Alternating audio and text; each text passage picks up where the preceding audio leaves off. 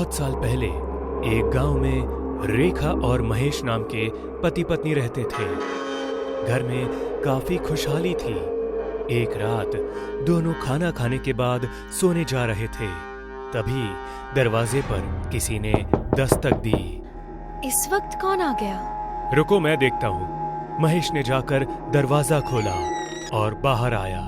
दरवाजे के बाहर चादर ओढ़े एक व्यक्ति खड़ा था। भूख लगी है, खाना दे दो। अरे ये कोई वक्त है भीख मांगने का? कल सुबह आना, चलो जाओ यहाँ से। उस व्यक्ति ने अपना हाथ चादर के बाहर निकालकर उसके सामने फैलाया। वो हाथ बिल्कुल सड़ चुका था। आज तक किसी ने मुझे खाली हाथ नहीं भेजा। महेश वो हाथ देखकर बहुत डर गया और अंदर जाकर दरवाजा बंद कर दिया। क्या हुआ आपको? कौन था बाहर? शायद वो वही भिखारी चुड़ैल थी जिसके बारे में कल तुम बात कर रही थी। आपने उसे खाना दिया कि नहीं? नहीं, मैं तो बहुत डर गया था। हे भगवान, ये आपने क्या कर दिया? अगर गांव में कोई भी उस चुड़ैल को भीख देने से इनकार करता है तो वो उसके पूरे घर को खुद की तरह भिखारी बनाती है। आप रुकिए, मैं अभी उसे खाना देकर आती हूँ। रेखा दौड़कर रसोई घर में गई और खाना लेकर चुड़ैल को देने के लिए बाहर आ गई। बाहर आकर रेखा ने देखा कि चुड़ैल वहां नहीं थी। बस उसका सड़ा हुआ हाथ टूटकर घर के सामने पड़ा था। वो हाथ देखकर रेखा और भी डर गई और खाने की थाली वहीं छोड़कर अंदर भाग गई। आधी रात बीत चुकी थी, पर दोनों में से किसी को भी नींद नहीं आ रही थी। उस चुड़ैल की वजह से दोनों बहुत डर गए थे। थोड़ी देर में दोनों की आंख लग गई। घर के चारों तरफ एक भयानक सी शांति फैल गई।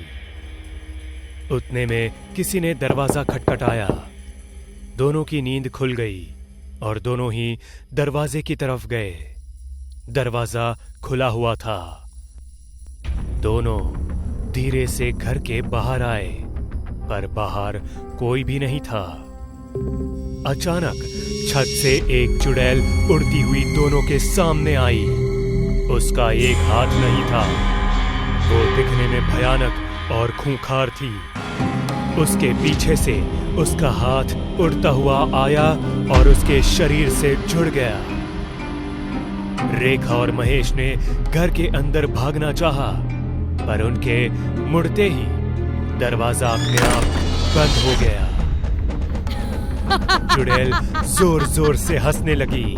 दोनों ही बुरी तरह से डर गए थे। तुमने मुझे भीख ना देकर बहुत बड़ी गलती की है। अब तुम लोग भी मेरी तरह बेघर होकर सारी जिंदगी भीख मांगोगे।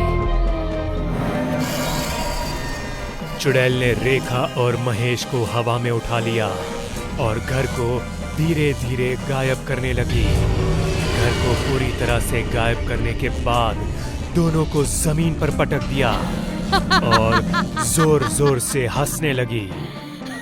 रेखा और महेश घर की दिशा में भागे, पर घर वहां से गायब हो चुका था। अब तुम्हारी बारी। चुड़ैल उन दोनों के पास आने लगी। वो दोनों ही यहाँ वहां भागने लगे। चुड़ैल ने रेखा को पकड़ लिया और उसके शरीर पर अपना हाथ फेरने लगी।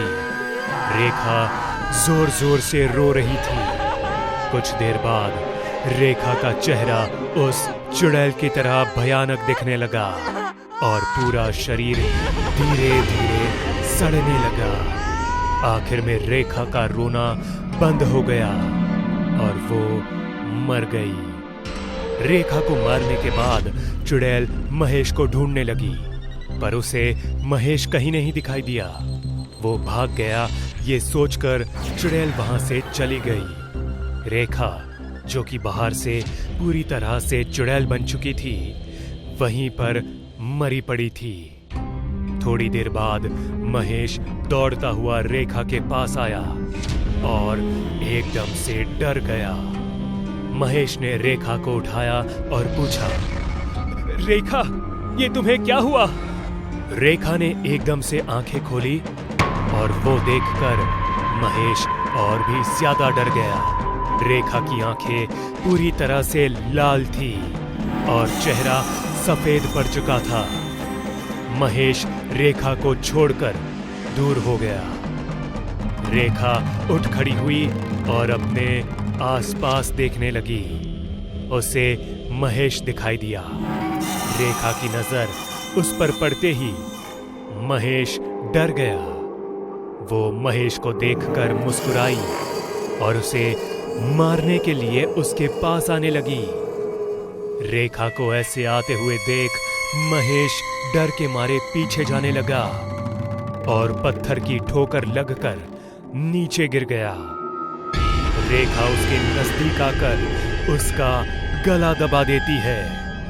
थोड़ी ही देर में महेश की जान निकल गई। रेखा महेश को मारने के बाद एक घर की ओर गई और उसने दरवाजा खटखटाया। एक औरत ने दरवाजा खोला।